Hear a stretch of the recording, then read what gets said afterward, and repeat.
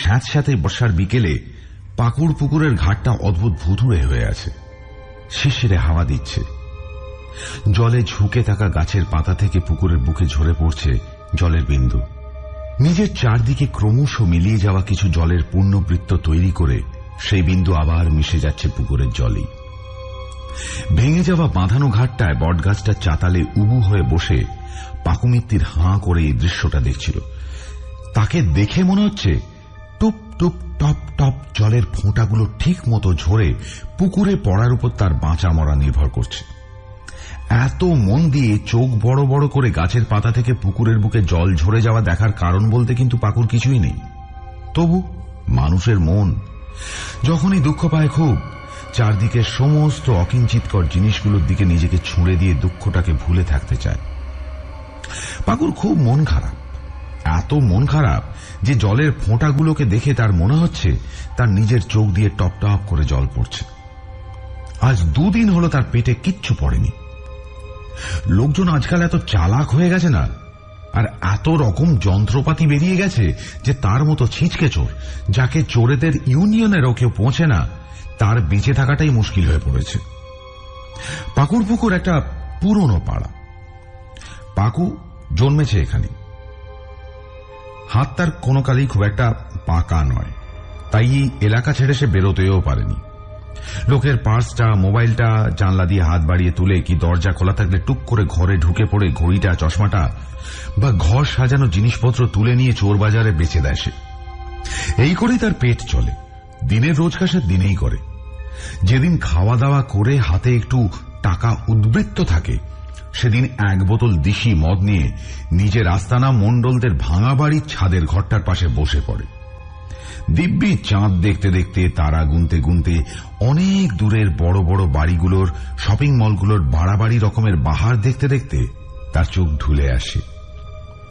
4 বছর আগে তারা সব বেচে আমেরিকায় চলে যাওয়ার পর থেকেই মণ্ডলদের বাড়িটা ভেঙে অ্যাপার্টমেন্ট হওয়ার কথা, কিন্তু তারপরেই প্রমোটর কিসব মামলায় ফেঁসে যাওয়ায় বাড়িটা ভাঙা শুরু করা হয়নি এখনো। এটা অবশ্য পাকুর ভালোই হয়েছে। চিলেকোঠা ঘরটাকে একটু পরিষ্কার করে নিয়ে বিভিন্ন ছবি টবি দিয়ে দেওয়ালের ফাটাগুলো ভালো করে ঢেকে ঢুকে সে দিব্যি একা একা থাকে। চুরি করে এই ঘরটাকে সাজিয়ে ফেলেছে সে। চুরির সব জিনিস সে বেচে না, যেগুলো তার খুব পছন্দ হয়ে যায় সেগুলোকে ঘরে নিয়ে চলে আসে।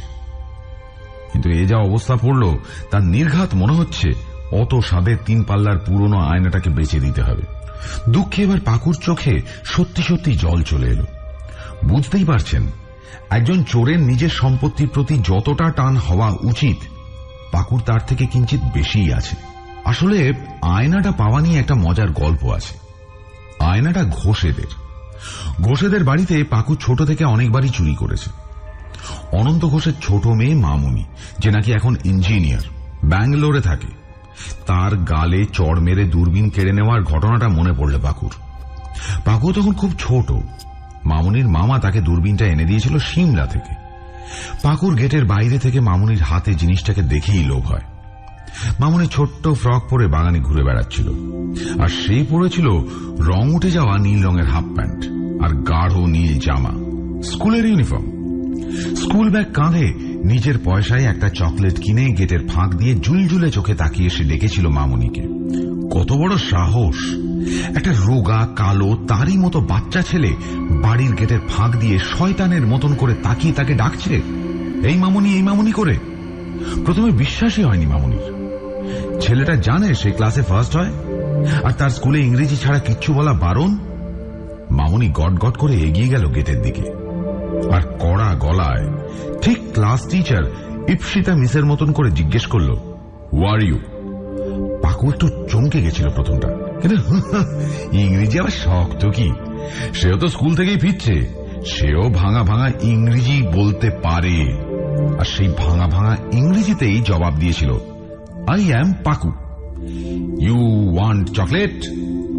মামুনির বেশ ভালোই লেগেছিল, আর ছেলেটাকে এবার চিনতেও পেরেছে সে।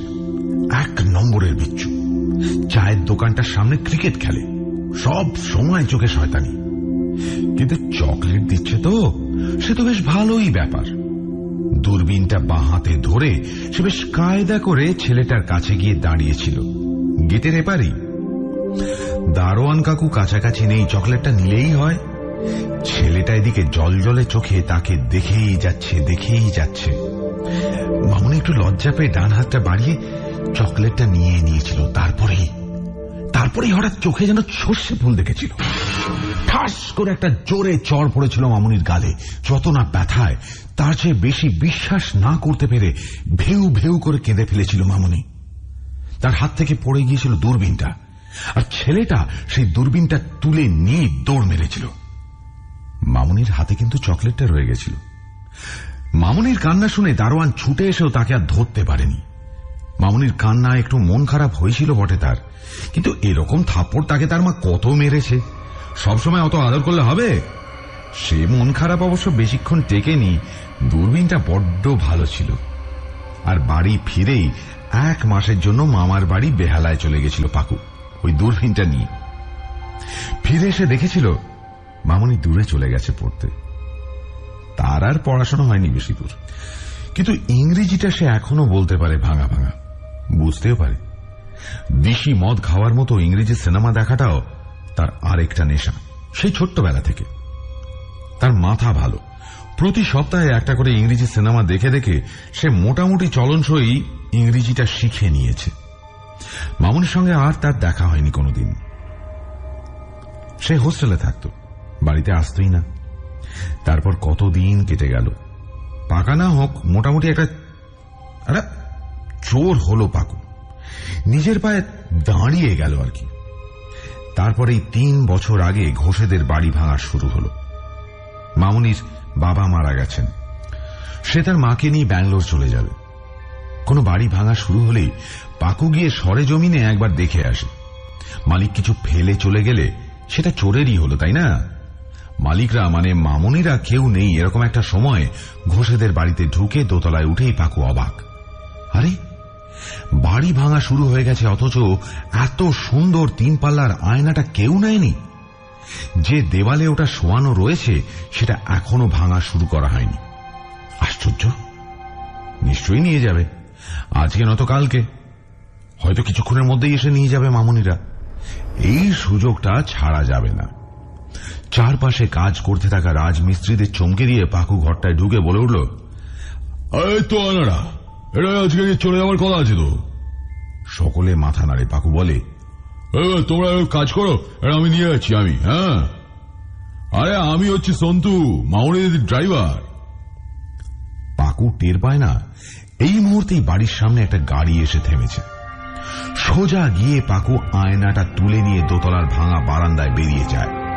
বারান্দার এক পাশটা ভাঙা হয়ে গেছে, সেখান দিয়ে বেশ কিছুটা নিচে পাকুর পুকুরটা দেখা যায়। পা টলে গেলে এমনকি পড়েও যেতে পারে সে। দ্রুত বেগে কিন্তু সাবধানে আয়নাটা কাঁধে নিয়ে বারান্দাটা দিয়ে হাঁটে পাকু, কিন্তু মাঝপথে এসেই থেমে যায়। পারা যায় না। তার সঙ্গেই যত গন্ডগোলগুলো হয়। ওদিক থেকে তিনি আসছেন, মামুনি, তার চোখে একটা সানগ্লাস। থমকে যায় পাকু। কি করবে এবার? ঘুরে গিয়ে আবার হাঁটা দেবে ঘরটার দিকে? পাশ কাটিয়েও তো চলে যাওয়া যাবে না, বড্ড সরু বারান্দাটা। কিছু ঠিক করার আগেই মামুনি এসে একদম তার সামনে দাঁড়ায়। সানগ্লাসটা চোখ থেকে নামিয়ে কড়া গলায় জিজ্ঞাসা করে, কি ব্যাপার? কে তুমি? এটা নিয়ে কোথায় যাচ্ছ? হ্যাঁ, কি সাহস, কি ভীষণ সাহস! এই আয়নাটা সে ব্যাঙ্গালোরে নিয়ে যাবে ভেবেছে, আর এই লোকটা কাঁধে করে নিয়ে চলে যাচ্ছে সেটাকে। মা বলছিল বটে, পাড়ায় চুরি খুব বেড়ে গেছে। এ বেটা নির্ঘাত সেই চোর, মিটমিটে শয়তানের মতন চোখ, রোগা কালো, একটা সাধারণ গেঞ্জি আর প্যান্ট পরা লোক। কিন্তু চোরটা পকেটে হাত দিয়ে কি খুঁজছে? মামুনি চোর চোর বলে চিৎকার করতে গিয়েও থেমে যায়। টিকটিকির মতো লোকটা ততক্ষণে ঘাড়ে আয়নাটা নিয়েই শুট করে প্যান্টের পকেট থেকে বের করে ফেলেছে একটা চকলেট। সেটা তার সামনে নাড়াতে নাড়াতে জিজ্ঞেস করছে, you want chocolate Mamuni? Dangerous. লোকটা তার নাম জানলো কি করে? মামুনি এবার চিৎকার করে উঠেছে, চোর চোর চোর! আর পাকু পাকু মামনির হাতে চকলেটটা গুঁজে দিয়েই আয়নাটা নিয়ে সোজা দোতলার বারান্দার ভাঙা জায়গাটা দিয়ে ঝাঁপ দিয়েছে পাকুর পুকুরে। কিছুক্ষণ হাওয়ায় বুকটা ধড়ফড় করছে। জলে পড়বে তো, পাড়ে মাথা ঠুকে গেলে কিন্তু শেষ। না, ঝপাস করে জলেই পড়ল পাকু। ঝপ করে একটা শব্দ হলো। সে ঠিকই ধরেছিল, আয়নাটা তো ভাসছে।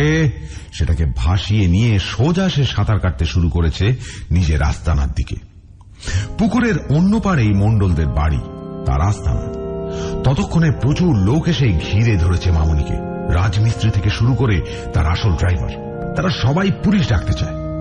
কিন্তু এই ঝামেলা এখন মামনি জড়িয়ে পড়লে চলবে না। তার ফ্লাইট আর 2 ঘন্টা বাদে। আর সবচেয়ে বড় কথা, সে পাকুকে চিনতে পেরেছে। এই তো সেই বাচ্চা ছেলেটি যে খুব ছোটবেলায় তাকে চড় মেরে গেটের বাইরে থেকে তার দূরবীনটা নিয়ে পালিয়ে গেছিল। কি দোষী! মামনি দেখে প্রাণপণের রোগা লোকটি আয়নাটা ভাসিয়ে নিয়ে সাঁতরাচ্ছে। পুকুরের জলও চকমক করছে, আয়নার কাঁচও। রোদে তার চোখ ধাঁধিয়ে যায়। ছোটবেলার মতো এখনো সে চকলেট খেতে ভালোবাসে। হেসে ফেলে মামনি। প্যাকেট খুলে এক টুকরো চকলেট মুখে পড়ে। তো এই হলো পাকুর চুরির সবচেয়ে মজাদার গল্প। সে ভেবেছিল চকলেটটা দিয়ে আসবে কাউকে মামনির নাম করে। সেটা আর হলো না। বদলে অ্যাকশন হলো, রোম্যান্সও হলো। কিন্তু এই 3 বছরে তার অবস্থা ক্রমাগত খারাপ হয়েছে। লোকজন আরো সাবধানী হয়ে গেছে, তাকে চিনেও ফেলেছে। তারা রোজ রোজ রোজগার হয় না। বেশি রিস্ক নিতে, গুলিগোলা চালাতে তার ইচ্ছে হয় না একেবারে। উফ, আজ কিছু টাকা পয়সা না পেলে রাতে তো পেটে গামছা বেঁধে শুয়ে থাকতে হবে। চাতাল থেকে উঠে পড়ে পাকু। আর ক্লান্ত ক্ষুধার্ত দেহে টলতে টলতে আরো কিছু রাতে সে যখন নিজের বাড়ির দরজায় এসে দাঁড়ায়, তখন তার মাথা ঘুরছে। খিদের জ্বালায় সে ভালো করে কিছু দেখতে পাচ্ছে না। নিজের ঘরে গিয়ে একটু জল খেয়ে শুয়ে পড়বে ভেবে টলতে টলতে ভাঙা গেটটা দিয়ে ঢুকে পড়ল সে। আর সঙ্গে সঙ্গে তার বুকটা ছ্যাপ করে উঠল। চোরেদের ষষ্ঠেন্দ্রিয় থাকাটা খুব প্রয়োজনীয়। পাকুরও আছে, সামান্য হলেও আছে। সেই দিয়ে সে বুঝতে পারল কিছু একটা ঘটেছে। মণ্ডলদের বাড়ির হাওয়াটা তাকে বলছে আজ কিছু একটা অন্যরকম হয়েছে এখানে। কি একটা নড়ে উঠল যেন। তার পাশেই একটা ব্যাঙ ডেকে উঠল। একটু চমকে উঠল পাকু। আর সেই মুহূর্তে তাকে বিভ্রান্ত করে তার নাকে ঢুকল একটা গন্ধ। পাকু নিজের নাককে বিশ্বাস করতে পারছে না। খাবারের গন্ধ। কিছু ভাজা হয়েছে বা হচ্ছে, কিন্তু এই গন্ধ এখানে এলো কোত্থেকে? পাকু জানে অসম্ভব, হতেই পারে না। তার ভ্রম হচ্ছে, মোহ। তবু না, বুঝতে পারে এটা খাবারের গন্ধ। দুনিয়ার সবচেয়ে বড় আকর্ষণ। একজন ক্ষুধার্ত মানুষকে কোনো সম্মোহন শক্তির মতো টেনে নিয়ে যেতে পারে এই গন্ধ। সমস্ত ভুলে পাকু সেই গন্ধের পিছনে পিছনে হোঁচট খেতে খেতে এগিয়ে চলল। রোজ এই বাড়িটা এসে ঢোকে। এই বাড়িটার আনাচ কানাচ তার চেনা। প্রতিটি দেওয়ালের ফাটা দাগ, চলটা উঠে যাওয়া অংশ তার নখদর্পণে।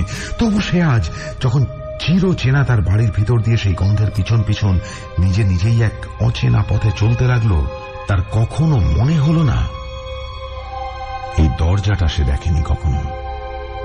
দেওয়ালের এইখানে এই ফোকরটা নতুন।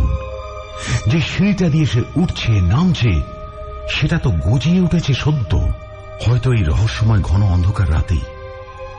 মোট কথা সে বুঝতেই পারল না আজ রাতে মণ্ডল বাড়ির ভিতরে যেন গজিয়ে উঠেছে অন্য একটা ভয়ঙ্কর বাড়ি।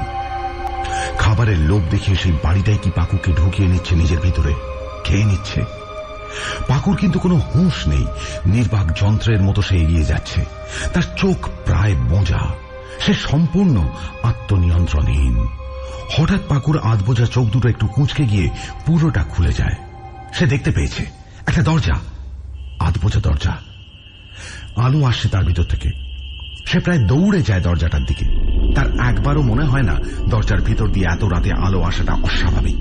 কে আছে ওখানে? কে জ্বালিয়েছে আলো? তার বিপদ হতে পারে, ভয়ঙ্কর অলৌকিক কোনো বিপদ। কিচ্ছু না ভেবে সেই আলোর রেখাটিকে ধরে এগিয়ে গিয়ে পাকু দরজাটা খুলে ঢুকেই চমকে যায়। দেখে একটা টেবিল, লম্বা টেবিল, অনেকের খাওয়ার টেবিল। সেই টেবিলের শেষ প্রান্তে পাতা আছে একটা চেয়ার। চেয়ারটার হাতল দুটো যেন দুটো সিংহের থাবা। সেখানে ধারালো সবুজ নখ ঝকমক করছে, আর চেয়ারের মাথায় খোদাই করা এক ভীষণ দর্শন রাক্ষসের মুখ। তার চোখ দুটি লাল পাথরের, যেন রক্ত পাথর হয়ে আছে। পাকুর মনে হয় ওইগুলোকেই বোধহয় চুনি বলে। তার বিশাল দাঁতগুলো পাকু দেখতে পায়। ধারালো মুখ তো দিয়ে ঝকঝকে সাদা, বিভৎস। আর সেই চেয়ারটির সামনে পাকু দেখতে পায় টেবিলে স্তূপাকৃতি হয়ে আছে প্রচুর খাবার। লুচি, বেগুন ভাজা, মাংস, মাছের কালিয়া, রসগোল্লা, মুড়িঘণ্ট, মাছের মাথা দিয়ে ডাল, সব সব খাবার, সমস্ত কিছু যা যা পাকুর প্রিয়। চেয়ারটিতে কিন্তু কেউ বসে নেই। পাকু সোজা লম্বা টেবিলটার পাশ দিয়ে দৌড়ে যায় সেই চেয়ারটার দিকে, কিন্তু পৌঁছানো পর্যন্ত অপেক্ষা করে না। তার আগেই দেখে খাবারের প্লেট রাখা আছে। সে হুমড়ি খেয়ে পড়ে খাবারগুলোর উপর। দু হাতে তুলে বাহ্যিক জ্ঞান শূন্যের মতন মুখে পুরতে শুরু করে বিভিন্ন খাবার দাবার। লুচি, বেগুন ভাজা, মাংস, সব সব সব সব তার প্রিয়। তার একবারও মনে হয় না কেউ কি ফাঁদ পেতে রেখেছে তার জন্য। এগুলো কি টোপ? কিচ্ছু মাথায় আসে না পাকুর। সে দেখতেই পায় না খাবারগুলোর হাত ছোঁয়ানোর সঙ্গে সঙ্গেই যেন চঞ্চল হয়ে উঠেছে গোটা ঘরটা। ভয়ে কেঁপে উঠেছে, আর সেই চঞ্চলতা শুরু হয়েছে চেয়ারটি থেকে। চেয়ারটা কি আসলে চেয়ার নয়? চেয়ারটি কি হাঁটু গেড়ে চেয়ারের মতো বসে থাকা এক রাক্ষস অথবা রোবট, যার চোখ রক্তবর্ণ ঝকমকে চুনির, তার ধারালো দাঁত মুক্তোর মতো সাদা, তার হাতে সিংহের থাবা, সেখানে সবুজ নখ। আর এখন পাকু খাবারগুলোর হাত ছোঁয়াতেই কি প্রাণ ফিরে পেয়েছে সেই রোবট। হ্যাঁ, তাই, সত্যিই তাই। হাঁটু গাড়া অবস্থা থেকে সেই অদ্ভুত দর্শন ভয়ঙ্কর মূর্তিটি উঠে দাঁড়ায়। আস্তে আস্তে ভারী মৃত্যুর মতো নিঃশব্দ পদক্ষেপে পাকুর পেছনে এসে দাঁড়ায়। পাকু এত মন দিয়ে খাচ্ছিল যে সে কিচ্ছু বুঝতে পারে না। তার হঠাৎ মনে হয় তার মাথায় একটা ঠান্ডা ধাতুর ছোঁয়া এসে পড়ল, আর সেই ধাতুর হাত যেন তার চুলের মুঠি ধরে তাকে তুলে নিল আকাশে। পাকু বুঝতে পারে না কি করবে। সে খাবারগুলো ছেড়ে প্রথমে উঠতে চায় না, হাতে করে নিয়ে নিতে চায় লুচি, বেগুন ভাজা, মাংস। হাত ছাপিয়ে পড়ে যায় সেগুলো টেবিলটায়। পাকু চুলের প্রচন্ড যন্ত্রণায় পিছনে মুখ ফিরিয়ে নিজের চোখে বিশ্বাস করতে পারে না। সে দেখে চেয়ারটি জীবন্ত হয়ে পরিণত হয়েছে এক রাক্ষসে। তার ভীষণ দর্শন মুখ থেকে গরম নিঃশ্বাস এসে স্পর্শ করে পাকুর চোখ, নাক, সেগুলো প্রায় ঝলসে যায়। প্রচন্ড ভয়ের মধ্যেও পাকুর একটু আরাম হয়। সে খেয়ে নিয়েছে প্রাণ ভরে। এবার সে ভাবতে পারছে, যা হবে দেখা যাবে। কি এক্ষুনি তাকে মেরে ফেলবে? জিজ্ঞেস করতে গিয়েও করতে পারে না পাকু। তার মনে হয় রাক্ষসের নিঃশ্বাসে তার দম বন্ধ হয়ে আসছে, চোখ ঝাপসা হয়ে আসছে, তার ঘুম পাচ্ছে। এ হতে পারে। চোখের সামনেটা অন্ধকার হয়ে আসে পাকুর। সে নেতিয়ে পড়ে। চোখ খুলে পাকু দেখে সে সেই চেয়ারটাতেই বসে আছে। রাক্ষসটির ধারালো সবুজ নখের থাবাওয়ালা হাতগুলি আর চেয়ারের হাতল নেই।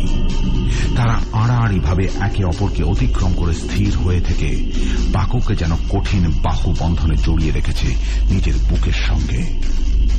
রাক্ষসটি হাঁটু মুড়ে বসে চুপ, যেন সাধারণ একটি চেয়ার। তার প্রাণ নেই। সেই চেয়ারে রাক্ষসের কোলের উপর পাকু বসে আছে। পাকুর বুক ধড়ফড় করে। সে এদিক ওদিক তাকিয়ে দেখে একটা স্বল্প আলোকিত ঘর। তার পাশেই আরেকটি ঠিক একই রকম চেয়ার। সেখানেও কি কেউ বসে আছে? রাক্ষস চেয়ারটির পিঠ দেখতে পাচ্ছে সে। কাঁটা উঠে গেছে শির দ্বারা বেয়ে। ওই চেয়ারটিও কোনো সন্দেহ নেই জ্যান্ত হয়ে যায় কখনো কখনো। তার মাথার পিছন দিক দেখে মনে হয় একই রকম দেখতে থাকে। এই চেয়ারটির মতোই আরেকটা রাক্ষস। চোখ কপালে উঠে যায় পাকুর। অন্য চেয়ারটিতে কেউ আছে কিনা দেখার আশা ছেড়ে দিয়ে এবার পাকুর সামনে মুখ পেরায় আর আঁতকে ওঠে। দেখে তার সামনে একটু দূরে মাটি থেকে একটু উপরে শূন্যে উবু হয়ে বসে রয়েছে একটা মানুষ। তাকে কেউ বললে বিশ্বাস করবে না। তাকে দেখতে ঠিক অমিতাভ বচ্চনের মতো। দেওয়ারে সেই ময়লা নীল রঙের 786 ব্যাজ আটকানো কুলির জামাটা পরে সে আরাম করে একটা পা উঁচু করে উঠিয়ে রেখে বাঁ হাতে একটা খড়কে কাঠি দিয়ে দাঁত খোঁচাচ্ছে হাওয়ার ভিতরে বসে। পাকুর মাথাটা সম্পূর্ণ খারাপ হয়ে গেছে বলে মনে হয় তার নিজেরই। সে কি দেখছে? চোখ কচলানোর জন্য পাকুর ডান হাতটা তুলতে চায়, কিন্তু এমন ভাবেই বেঁধে রেখেছে তাকে ওই চেয়ার রাক্ষস যে পাকু ডান হাতটা তুলতে পর্যন্ত পারে না। অমিতাভ বচ্চন শূন্যে ভেসে এসে পাকুর ডান কানটা ধরে জোরে একবার মোলে দেন। পাকু আহ বলে চেঁচিয়ে ওঠে। অমিতাভ বচ্চন বলেন, কে একটা কান মোলাতেই এত লাগছে? যখন খাবো তখন কি করবি? পাকু শুনতে পায় না ঠিক করে, ভয় ভয় জিজ্ঞেস করে, কি করবেন? শুনতে পাস না? তোকে যখন খাবো তুই যেমন কচকচ করে লুচি বেগুন ভাজা মাংস খাচ্ছিলি, ঠিক সেইভাবে। ভরাট গলায় পাগলের মতো হাসতে হাসতে দিবারের অমিতাভ বচ্চন শোলের গব্বর সিং এর মতো দেখতে হয়ে যান। পাকু ভয়ানক ভয় সিঁটিয়ে যায়। খেয়ে ফেলবে মানেটা কি? কিন্তু আগে জানা দরকার লোকটা কে। সে ভয়ে ভয়ে জিজ্ঞেস করে, আপনি কে? আমি ধরে নে ভগবান। কি বলছেন? বাংলা বুঝিস না? ভগবান ছাড়া কেউ পারে এমনি করে রূপ বদলাতে? হ্যাঁ, কিন্তু আপনি যদি ভগবান হন আপনি এই হিন্দি অ্যাক্টরদের মতন দেখতে। উদাত্ত কণ্ঠে এবার হেসে ভগবান বলেন, কেন রে? তোদের ফিল্মের ছোড়াগুলো আমার রোল করতে পারে আর আমি ওদের রোল করতে পারি না? সর্বরূপ আমার রূপ, সর্বস্থান আমার স্থান, সর্বশক্তি আমার শক্তি, তা জানিস না?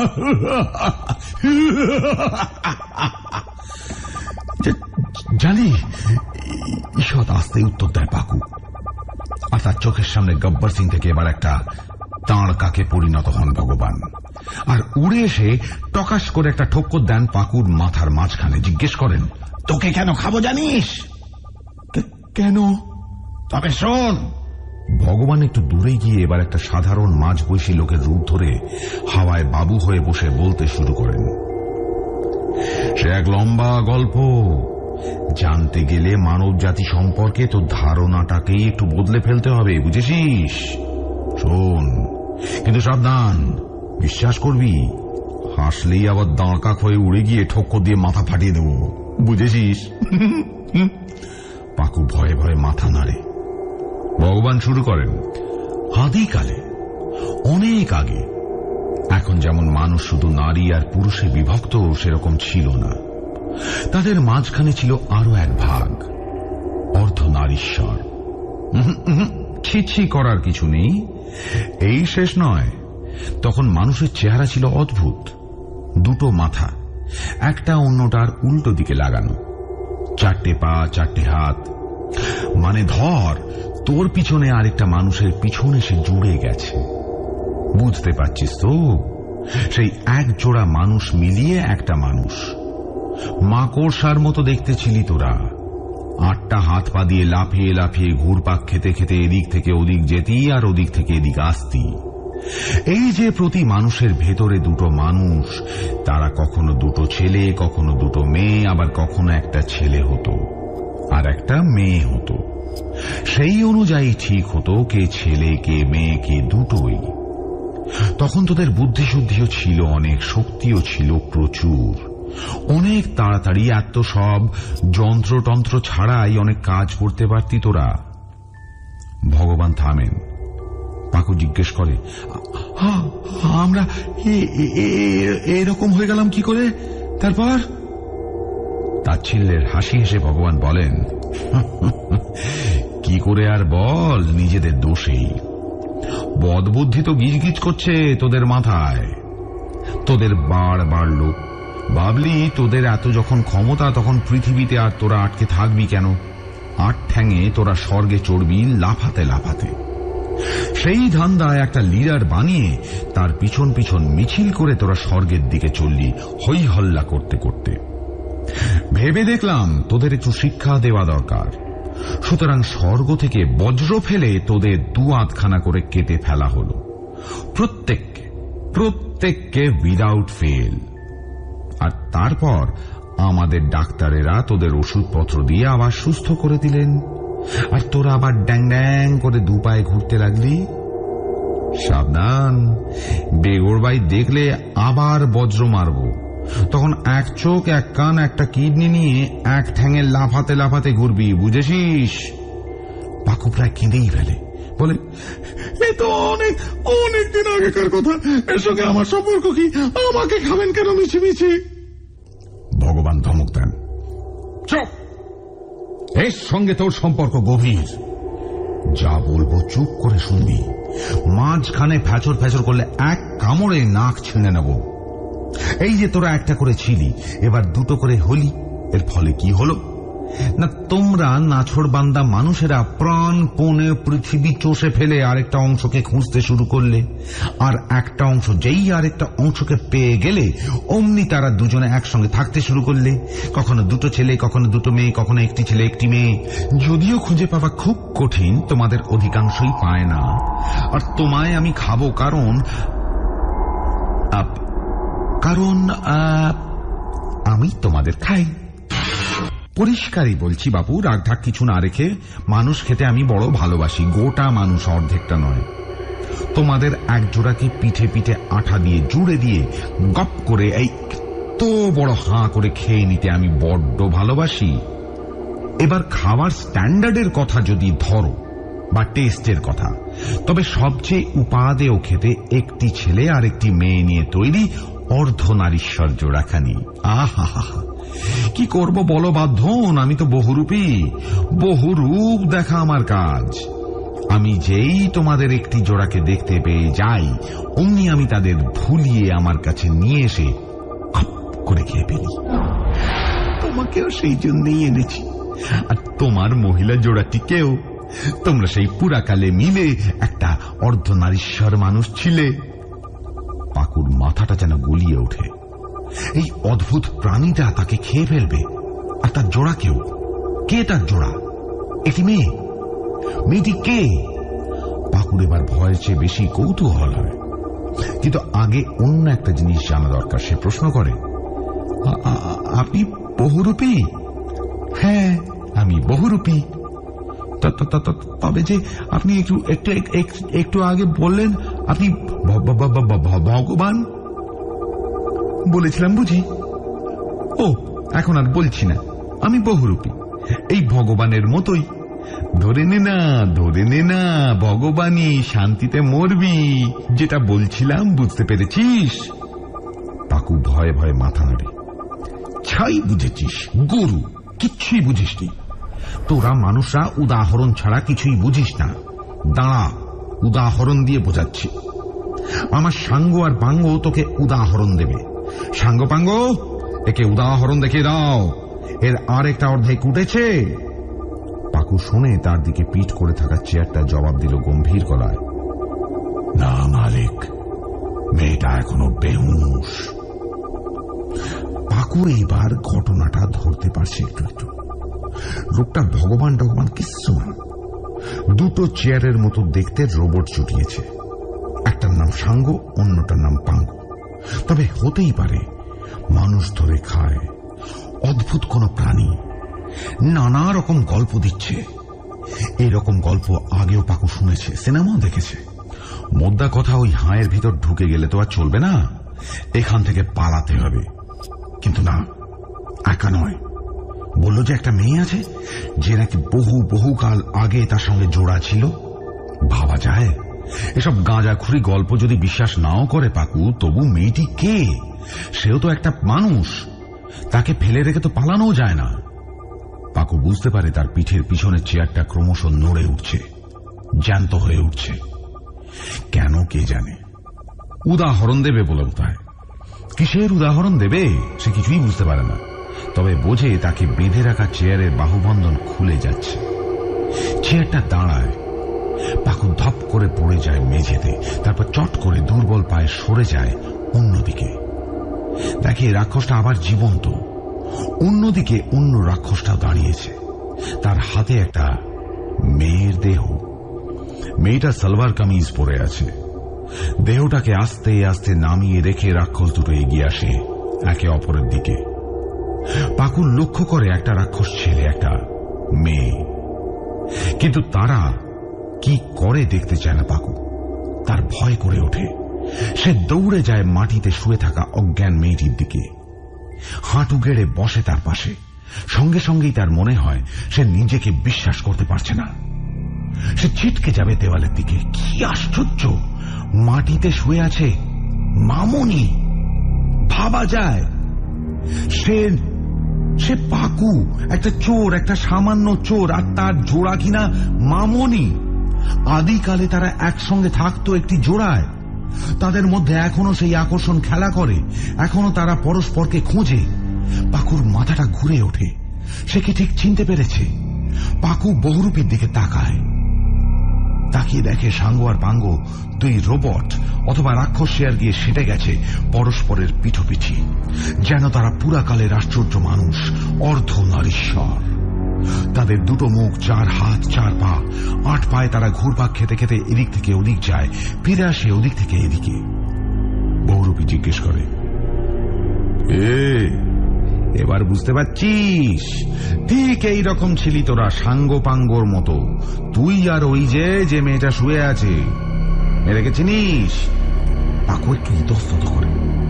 বহুরূপী এবার ধমক দেয় একটা, একদম ন্যাকামো করবি না, একদম না, সত্যি সত্যি বল, চিনিস মেয়েটাকে? হ্যাঁ হ্যাঁ হ্যাঁ হ্যাঁ। বহুরূপী এবার আশ্বস্ত হয়, বলে, বাঁচা গেল, না চিনলেই হতো মুশকিল। তোদের টুকরোগুলো সাধারণত একে অন্যকে চেনে, নাম জানিস? আগে। কি নাম? মামনি। বিকেলে অফিস থেকে ফিরে ব্যাঙ্গালোরে ঘরে একা ছিল মামনি। মা দিদির বাড়ি গেছে। আজ হঠাৎ করে কেন কে জানে তার মনে পড়ছিল কলকাতার কথা। ছোট ছোট সব ঘটনা। কি অদ্ভুতভাবে তার 3 পাল্লার অত প্রিয় আয়নাটা চুরি হয়ে গেছিল। ছোট থেকে এতবার মুখ দেখেছে ওই আয়নাটায়, এত ভাবে যে কখনো কখনো মনে হয় ওই আয়নাটা যেন তার একটা অংশের মতোই। সেটা কি আশ্চর্যভাবে চুরি করে নিয়ে গেল একটা লোক। কফি খেতে খেতে সব ভাবতে ভাবতে একটু ঢুলে গেছিল মামনি। হঠাৎ ফ্ল্যাটের দরজাটার বাইরে একটা শব্দ শুনেই সচকিত হয়ে উঠল সে। একতলার ছোট্ট ফ্ল্যাট তাদের, যে কোনো সময় যে কেউ ঢুকে পড়তে পারে। কোলাপসিবলটা বন্ধ তো? হ্যাঁ, মনে তো হয় করেছিল, পরে কেউ খুললে সে জানে না। বিরক্ত হয়ে ওঠে মামনি। আই হোল দিয়ে দেখার চেষ্টা করে বাইরেটা, কিচ্ছু দেখা যাচ্ছে না। বাইরের আলোটা বোধহয় জ্বালানো হয়নি। একটু ইতস্তত করে দরজাটা খোলে, দেখে সিঁড়িতে ঝোলানো কাপড়টা দুলছে। দরজার সামনে সুর একটা কাঁপছে, কেউ যেন ছিল। সে দরজা খুলতেই দৌড়ে উঠে গেছে উপরে। একটু পায়ের শব্দ পাওয়া গেল নাকি? মামনি আলো সুইচটা জ্বালায়, চিড়িক করে একবার জ্বলে উঠেই বাল্বটা কেটে যায়। মামনির হঠাৎ ভয় করে ওঠে। না, ভয় করলে চলবে না, দেখা দরকার। গোটা ফ্ল্যাটটা তো ফাঁকা নয়, ভয়ের কি আছে? নিচেই ওয়াচম্যান আছে। আস্তে দরজাটা টেনে দিয়ে সে দোতলায় ওঠার সিঁড়িতে পা রাখে। আধো অন্ধকারী ঠাওর করে দোতলায় উঠে আসে মামনি। দোতলার দুটো ফ্ল্যাট মুখোমুখি, একটা গুজরাতি ভদ্রলোকের, অন্যটা ফাঁকা। মামনি দোতলায় উঠে অবাক হয়ে দেখে ফাঁকা ফ্ল্যাটটার দরজা যেন একটুখানি ফাঁক। অল্প হলুদ আলো বেরিয়ে এসে ঢেকে দিচ্ছে তার পা। অবাক হয়ে সে দরজাটা ঠেলে ভিতরে ঢুকে মুগ্ধ হয়ে যায়। দেখে ফাঁকা ফ্ল্যাটটি আর ফাঁকা নেই। তার বাড়ির ঠিক ওপরে, একদম তার বাড়ির মতোই দেখতে, এই ফ্ল্যাট ভর্তি থরে থরে সাজানো রয়েছে প্রচুর প্রচুর পুতুল, সারা পৃথিবীর পুতুল। আর তারা সকলেই দেখতে একেবারে মামনির মতো, যেন মামনিকে বারবার বানিয়েছে পাগল পুতুলের কারিগর। সে দেখে তাকেই শত সহস্র পুতুলের ছাঁচে গড়ে তোলা হয়েছে। কোথাও অভিজাত গর্বিতা রমণীদের সাজে, কোথাও শীর্ণ নুব্জ অত্যাচারিত শ্রমিক মেয়েদের সাজে, কোথাও বোরখায়, কোথাও সুইম স্যুটে, কোথাও দেবীর সাজে, কোথাও ভিখারিনী সাজে সাজিয়ে রাখা হয়েছে এই ফ্ল্যাটে, যা যেন তারই বাড়ি। ক্ষীণ আলোয় সেই পুতুলের ভিড়ে পথ হারিয়ে ফেলতে ফেলতে মামনি দেখে দরজার অপর প্রান্তে রাখা আছে একটি চেয়ার। চেয়ারটার হাতল দুটো যেন দুটো সিংহের থাবা। সেখানে ধারালো সবুজ নখ চকমক করছে। চেয়ারের মাথায় খোদাই করা এক ভীষণ দর্শন রাক্ষসীর মুখ। তার চোখ দুটি লাল পাথরের, যেন রক্ত পাথর হয়ে আছে। মামনির মনে হয় ওইগুলোকেই বুঝি চুনি বলে। তার বিশাল দাঁতগুলো মামনি দেখতে পায়। ধারালো মুক্ত কি ওগুলো? ঝকঝকে সাদা, বিভৎস, তার পায়ের কাছে মেঝেতে মামনি সত্যি বিশ্বাস করতে পারে না রাখা রয়েছে তার ছোটবেলার সেই 3 পাল্লার আয়না। ভীষণ আনন্দ হয় তার। সেই আয়নাটা এখানে কি করে এলো? সেই চোরটা কি কাছাকাছি কোথাও রয়েছে? এটা কি কোনো ফাঁদ, কোনো টোপ? কিচ্ছু ভাবতে ইচ্ছে করে না তার। সে এগিয়ে যায় মন্ত্রমুগ্ধের মতো তার অতি প্রিয় সেই আয়নাটার দিকে। আর আয়নাটা হাতে তুলে নিয়ে মামনি খুব সন্তর্পণে চেয়ে দেখে কাঁচের মাঝখানে নিজের দিকে। সত্যি তো, ঠিকই তো ধারণা মামনির। আর কোন আয়নায় তো তাকে এমন সুন্দর দেখায় না। কতবার যে সে হাত কামড়েছে ঠিক সময় থানা পুলিশটা করা হয়নি বলে। কি মনে করে চোরটার দেওয়া চকলেটটা খেয়ে খুশি হয়ে গেল সে, কোনো মানেই হয় না। আয়নাটা হাতে নিয়ে অচেনা পুতুলে ভর্তি ঘরটার মেঝে ঘুরতে ঘুরতে নিজেকে দেখতে থাকে মামনি। আর আয়নার ভেতর থেকেই তার পিছনে তার দিকে তাকিয়ে হেসে ওঠে হাজার হাজার কোটি কোটি লক্ষ লক্ষ তারই মতো দেখতে পুতুল। মামনির বাহ্য জ্ঞান থাকে না। পাকুর মতো সেও বুঝতে পারে না এটা আসলে একটা ফাঁদ, বহুরূপীর ফাঁদ। তার সেই বহুদিন আগেকার আয়নার লোভ দেখিয়ে বহুরূপী তাকে ধরতে চাইছে। মামনি তাকিয়ে দেখেও না। ঘরের পুতুলগুলি যেন হঠাৎ সচকিত। মেঝেতে উঠেছে মৃদু কম্পন, ঠিক যেন খুব ভয়ে সবকিছু কেঁপে উঠেছে। আর চেয়ারটা হয়ে উঠেছে জীবন্ত। রাক্ষসী বা স্ত্রী রোবটটি সোজা হয়, মৃত্যুর মতো নিঃশব্দ পদক্ষেপে এসে দাঁড়ায়। মামনির হাতে ধরা আয়নায় ছায়া পড়ে তার। মামনি সচকিত হয়ে ঘুরে তাকায়, দেখে সেই বিভৎস চেয়ারটি জীবন্ত হয়ে তার পিছনে এসে বিশাল ধাতব হাত তুলেছে তার চুলের মুঠি ধরবে বলে। প্রচন্ড ভয়ে সে চিৎকার করে উঠতে চায়, কিন্তু তার আগেই রাক্ষসীর গরম নিঃশ্বাস এসে ঝাপটা মারে তার নাকে। তার চোখ বুজে আসে। এও কি সম্ভব? তার ঘুম পাচ্ছে কেন? মামনি চোখ খুলে রাখতে চেষ্টা করে, পারে না। তার সংজ্ঞাহীন শরীর মেঝের উপর লুটিয়ে পড়ে। চোখ খুলে মামনি হঠাৎ দেখে সে একটা আলো ছায়া ঘরের মেঝে শুয়ে আছে। আর তার মুখের একটু উপরে ঝুলে আছে সেই চোরটার মুখ। তাহলে নিশ্চয়ই সবকিছু ওরই কারসাজি। কিডন্যাপ করেছে মামনিকে, কিডন্যাপ করেছে মামনিকে। মামনি ঠাস করে একটা চড় কষায় পাকুর গালে। পাকু বাপরে বলে লাফিয়ে সরে যায়। আর ঠিক সেই সময় মামনির মাথার উপর ভেসে আসে বহুরূপী। মামনি দেখে একটা অদ্ভুত দেখতে মাঝবয়সী লোক বাবু হয়ে হাওয়ায় বসে বসে শূন্যে ভেসে তার দিকে এগিয়ে এলো। সে হকচকিয়ে যায়, শুনে লোকটা খুব ভারী কি গলায় তাকে বকছে। এই একদম মারামারি করবি না। কত বড় সাহস! মামনিকে তুই তো কারি? মামনি ভীষণ গম্ভীর হয়ে জিজ্ঞেস করে, আমার সঙ্গে এইভাবে কথা বলার সাহস কি করে হয় আপনার? হাওয়ায় বসে আছেন কেন? ফ্রিতে ম্যাজিক দেখাচ্ছেন? নামুন, নিচে নামুন, সামনে দাঁড়িয়ে কথা বলুন। কই নামুন! বলতে বলতে রাগে মামনি শোয়া অবস্থা থেকে বেমালুম দাঁড়িয়ে ওঠে। রাগ হয়ে গেলে তার আর কাণ্ডজ্ঞান থাকে না, মুখের লাগামও থাকে না। পাকু ভাবে বেশ দিচ্ছে যা হোক এই বহুরূপীকে। তার গালে যেমনি একটা 82 শিকার হাঁকালো, তেমনি যদি এই বহুরূপীর গালে হাঁকাতে পারে তাহলে একটা কাণ্ড হবে। সে শোনে মামনি বলেই যাচ্ছে, দেখুন ওরকম সস্তা ম্যাজিক আপনি আমায় দেখাবেন না। শূন্যে ভাসতে যে কোনো মানুষ পারে, দু একটা যন্ত্রপাতি লাগে। নিচে নামুন, নিচে। সাহস থাকে তো নিচে নামুন। কে আপনি? কে? হ্যাঁ কে? আগে আপনাকে আমি জুতো পেটা করব, তারপর ওই শয়তান চোরটাকে আমি দেখে নিচ্ছি। মামনি পা থেকে খুলে চটিটা হাতে নিয়ে নেয়। পাকুর বুকটা ধক করে ওঠে। মামনি তাকে চিনতে পেরেছে, কিন্তু বহুরূপী বোধহয় ভীষণ রেগে গেছে। পাকু আর মামনির চোখের সামনে সে অনবরত ঘুরতে শুরু করে শূন্যে। আর তার সারা অঙ্গ প্রত্যঙ্গে, বুকে, পিঠে, পেটে, ঘাড়ে, পায়ে, মাথায়, মুখে অনবরত ঢেউয়ের মতো তৈরি হয় আর মিলিয়ে যায় হাজার হাজার মানুষের মুখ। সারা পৃথিবীর মানুষ তারা। কি অদ্ভুত তাদের দেখতে, অথচ কি এক রকমের। কালো, বাদামি, খয়েরি, লালচে, সাদা, হলুদ, নারী আর পুরুষের মুখ। আর সেই মানুষগুলোর মুন্ডু যখন বহুরূপীর সর্বাঙ্গে গড়ে উঠতে থাকে আর মিলিয়ে যেতে থাকে সমুদ্রের ঢেউয়ের মতো, তখন পাকুর ভীষণ ভয় করে ওঠে, বমি পায়। পাশে তাকিয়ে দেখে মামনির হাত থেকে চটি খসে গেছে। তার সারা শরীর ভেসে যাচ্ছে ঘামে, মুখ ভয়ার্ত, আধখোলা। বহুরূপী আরো মুখ তৈরি করে চলে আর ঘুরতেই থাকে অনবরত, যেন সে আর থামবে না। তার রূপের শেষ নেই। অবশেষে সে থামে। মাটিতেই দাঁড়ায়।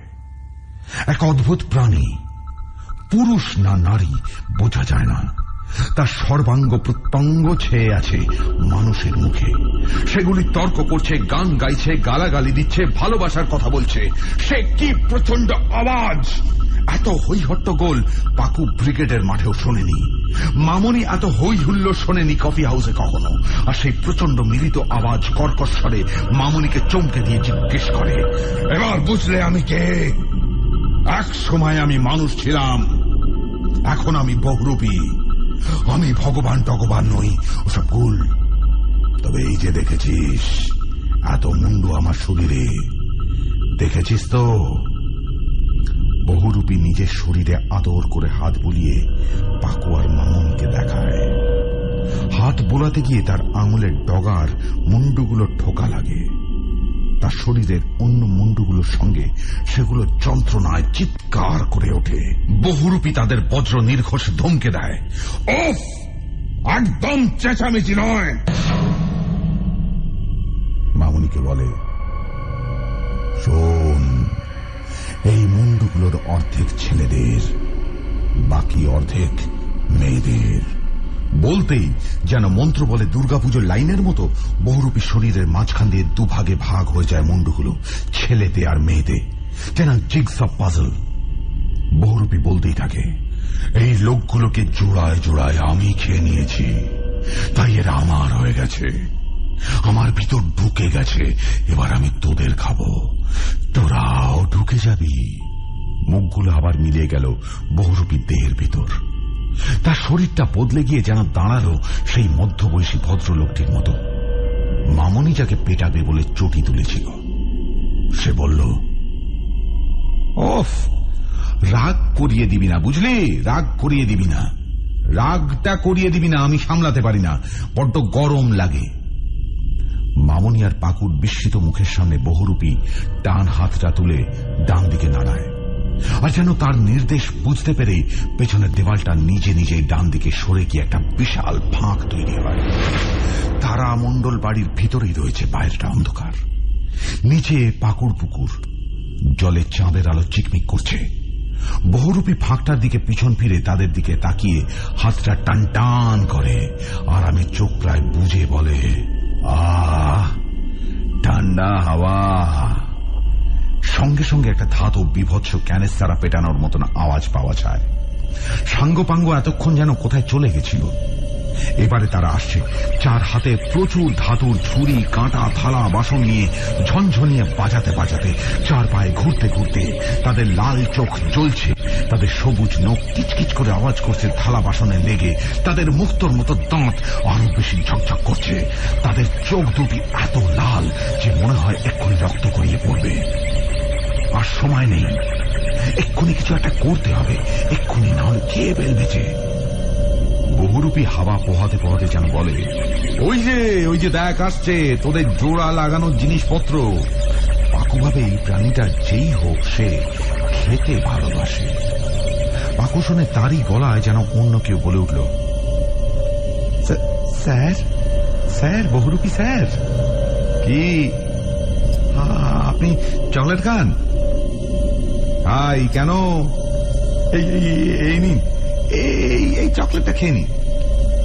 মামনি দেখে রোগা শুটকো কালো পানা চোরটা সুট করে পকেট থেকে একটা চকলেট বের করে দিল বহুরূপীর হাতে। দেখে বহুরূপী তার মোড়কটা খুঁটে খুঁটে ছিঁড়ছে এক মনে। প্রচন্ড ঝনঝন আওয়াজ। সাঙ্গপাঙ্গ প্রায় চলে এসেছে।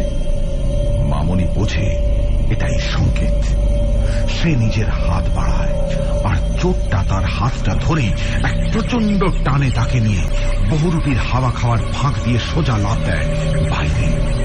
কিছুক্ষণ হাওয়ায় পিছনে পাকু শুনে প্রচুর মানুষের কর্কশ গলার আওয়াজ, পালিয়ে গেল, পালিয়ে গেল, পালিয়ে গেল।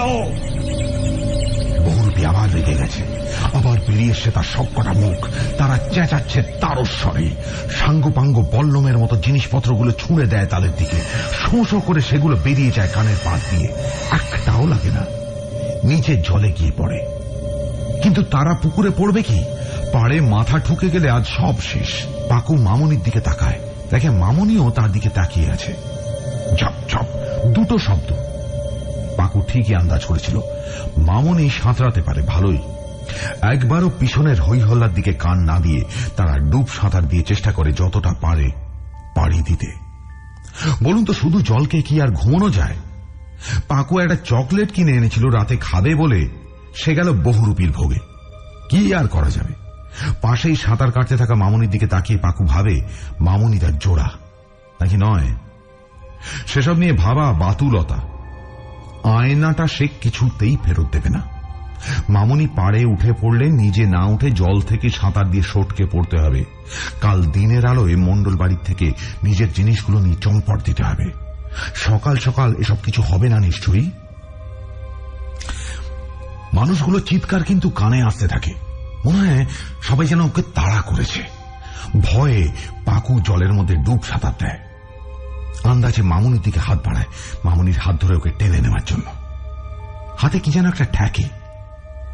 জল থেকে মাথা তুলে দেখে একটা ওড়না। এইরকমই একটা ওড়না মামনি পড়েছিল না? কিন্তু মামনি কই? যাকে ওড়নাটা হাতে নিয়ে দেখে ওড়নাটার খুঁটে কিছু একটা বাঁধা রয়েছে। সাঁতার কেটে ও পুকুর পাড়ে ওঠে। খুঁটটা খোলে, দেখে ওড়নায় জড়ানো একটা প্লাস্টিকের প্যাকেট, আর সেই প্লাস্টিকের প্যাকেটের মধ্যে রয়েছে খাবার, ওর প্রিয় খাবার।